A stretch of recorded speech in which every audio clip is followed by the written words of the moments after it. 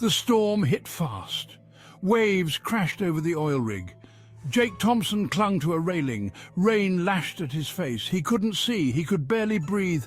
He was supposed to be off the rig. He should be safe on shore. Now he was trapped. The wind howled like a hungry wolf. The metal platform groaned beneath his feet. A bolt of lightning illuminated the sky. Jake saw the supply boat. It was a distant speck in the raging sea. He was alone. Jake stumbled across the slick metal deck. He needed shelter, fast. The storm was getting worse. He spotted a door hanging by its hinges. It led inside the rig. He pushed the door open. A wave of cold, damp air hit him. It smelled like rust and decay. Fear sent shivers down Jake's spine. This was a bad idea. This was a very bad idea. The inside of the rig was dark and eerie, filled with an unsettling silence that seemed to echo through the empty halls. Broken pipes dripped water from the ceiling, creating small puddles on the floor that reflected the dim light. Rusty chains hung from the walls like skeletal arms, swaying slightly as if moved by an unseen force. The air was thick with the smell of salt and something else, something rotten like decaying seaweed or worse. Jake fumbled for his flashlight. He clicked it on, the beam cutting through the darkness but revealing little. The weak beam of light only intensified the shadows, making them dance on the walls in a sinister manner. The rig was a labyrinth of corridors and stairwells, each turn looking more like the last, adding to his disorientation. He had no idea where he was going, every step feeling like it led him deeper into the unknown. He just needed to find a safe place to wait out the storm, a place where he could gather his thoughts. He started down a narrow corridor, the walls closing in on him, making him feel claustrophobic. The floor was slick with oil and water, making each step treacherous. He took each step carefully. The wind howled outside, and the entire rig shuddered as if it were alive. Strange creaking sounds echoed around him, adding to the eerie atmosphere. Jake's heart pounded in his chest, each beat echoing in his ears. He felt a cold sweat prickle his skin, a sign of his growing fear. He had heard the stories. This rig was haunted, and now he was starting to believe them. He tried to push the thought away, focusing on finding a way out. But fear had a way of tightening its grip, making it hard to think clearly. He continued deeper into the rig. The air grew colder. He could hear the storm raging above, but there were other noises too. Scuttling sounds, whispers carried on the wind. Jake stopped to listen. It sounded like someone was moving just out of sight.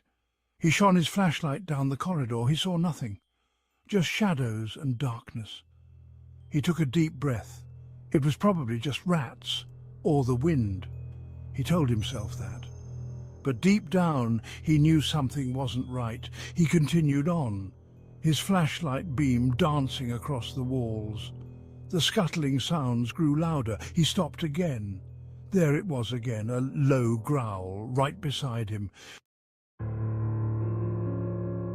Jake whipped around, his flashlight beam slashing through the darkness. He saw nothing, but he could feel it. Something was watching him, something cold and unseen. He picked up his pace. He had to get out of the corridor. He reached an intersection. Corridors stretched out in every direction. He had no idea where to go. He closed his eyes and listened. The scuttling sounds seemed to be coming from the left. He took a deep breath and turned right. He walked faster now, almost running. His flashlight beam bounced wildly. Shadows danced around him. They seemed to reach out with long, grasping fingers. He stumbled and fell. His flashlight clattered across the floor. He lay there for a moment, his heart racing. The darkness seemed to press down on him. Section 5. A glimmer of hope. He scrambled to his feet and groped for his flashlight. He found it. The beam flickered and died. Jake cursed. He was alone in the dark. He had to find his way out. He had to find the maintenance level. There might be another flashlight there, maybe even a radio. He remembered seeing a sign earlier. It pointed to the maintenance level. He retraced his steps. The scuttling sounds followed him. He could feel his fear turning to panic. Then he saw it, a faint glow in the distance, a light. He ran towards it. As he got closer, he saw that it was a door. It was slightly ajar. Light spilled out from the crack.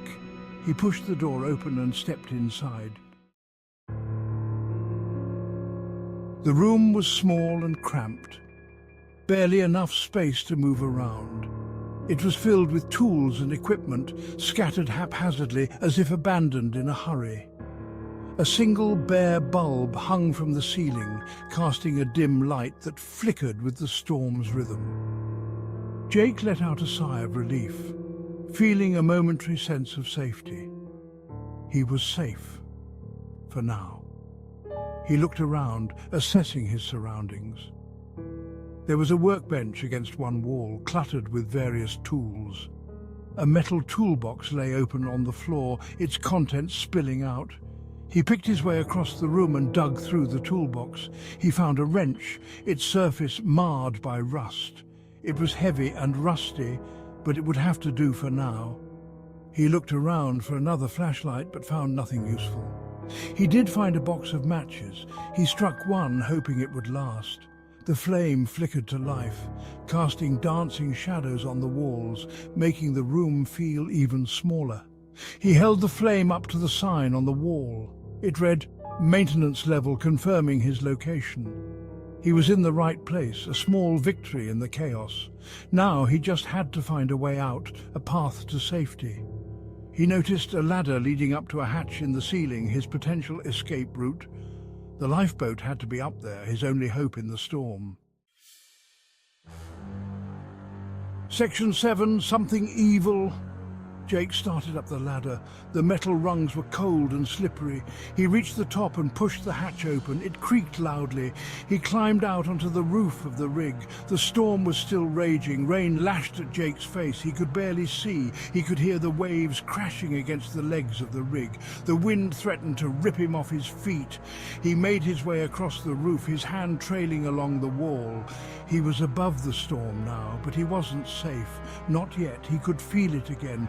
That cold, unseen presence. It was here, on the roof with him.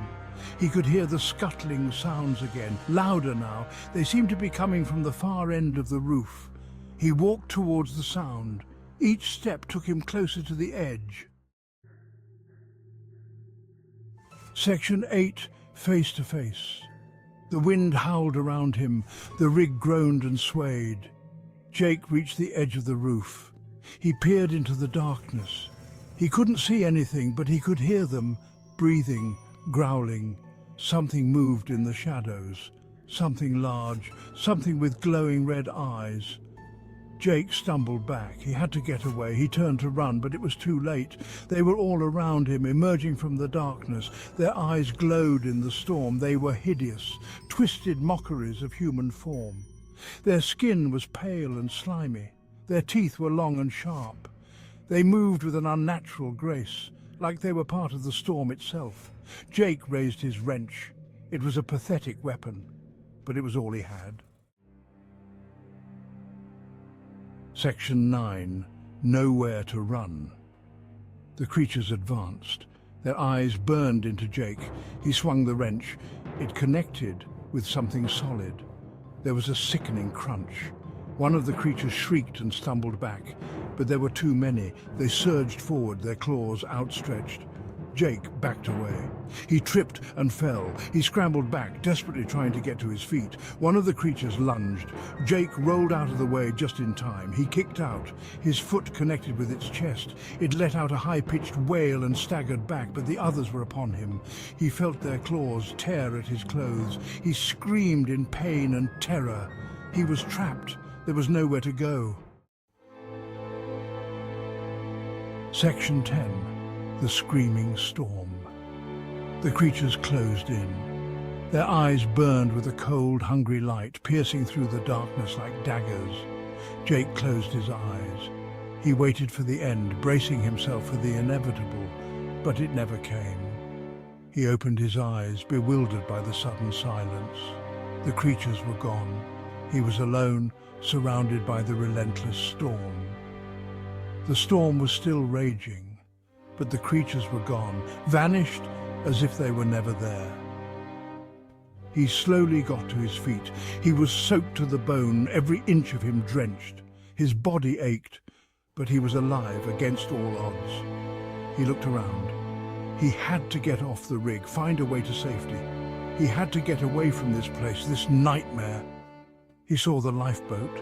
It was still there, a beacon of hope in the chaos. Swinging precariously in the wind, it seemed almost unreachable. He took a step towards it. Then he heard it, a sound that made his blood run cold. A voice, whispering his name, calling out to him from the depths of the storm. It was coming from the lifeboat. Jake froze, paralyzed by fear. He stared at the lifeboat. He could hear his heart pounding in his chest, louder than the storm. He took a step back. He couldn't do it. The fear was too overwhelming. He couldn't get in the lifeboat. He turned and ran, driven by sheer terror. He ran as fast as he could, back into the darkness of the rig, seeking refuge. The storm raged on. The screaming wind swallowed Jake's cries, drowning out his despair. He was never seen again. The storm took him, leaving only the haunting memory of his final moments.